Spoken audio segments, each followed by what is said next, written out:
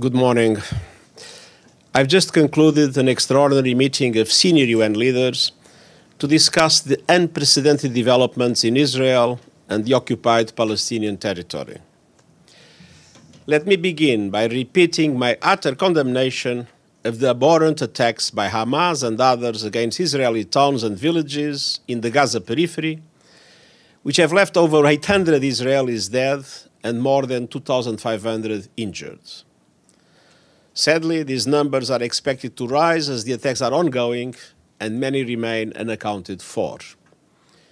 In addition, over 100, possibly more, Israelis, civilians and military have been reported captured by armed groups, including women, children and the elderly. Some are being held hostage inside Israel, and many others have been taken inside the Gaza Strip. Meanwhile, Hamas and Palestinian Islamic Jihad have launched thousands of indiscriminate rockets that have reached central Israel, including Tel Aviv and Jerusalem. I recognize the legitimate grievances of the Palestinian people, but nothing can justify these acts of terror and the killing, maiming, and abduction of civilians. I reiterate my call to immediately cease these attacks and release all hostages. In the face of these unprecedented attacks, Israeli airstrikes have pounded Gaza. I'm deeply alarmed by reports of over 500 Palestinians, including women and children, killed in Gaza and over 3,000 injured.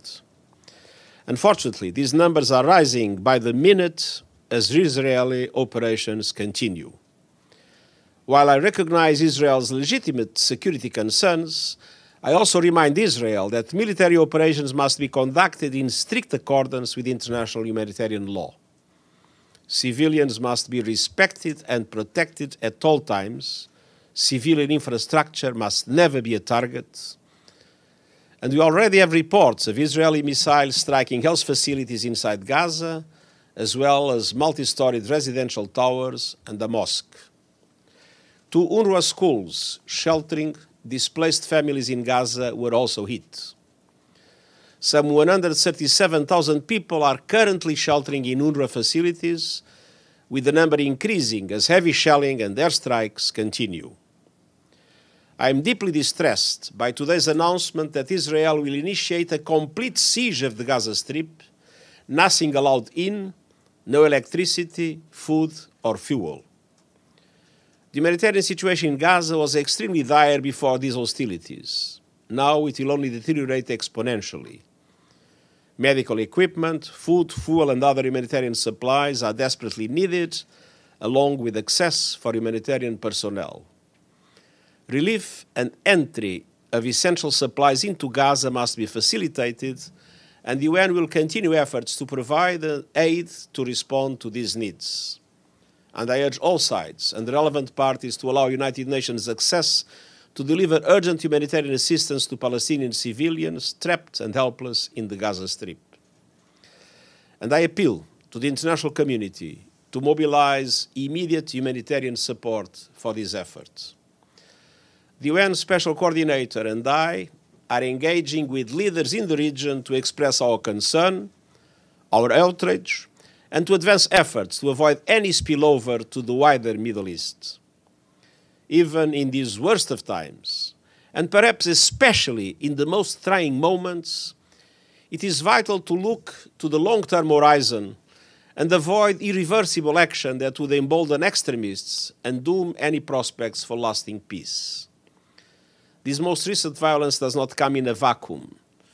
The reality is that it grows out of a long-standing conflict with a 56-year-long occupation and no political end in sight.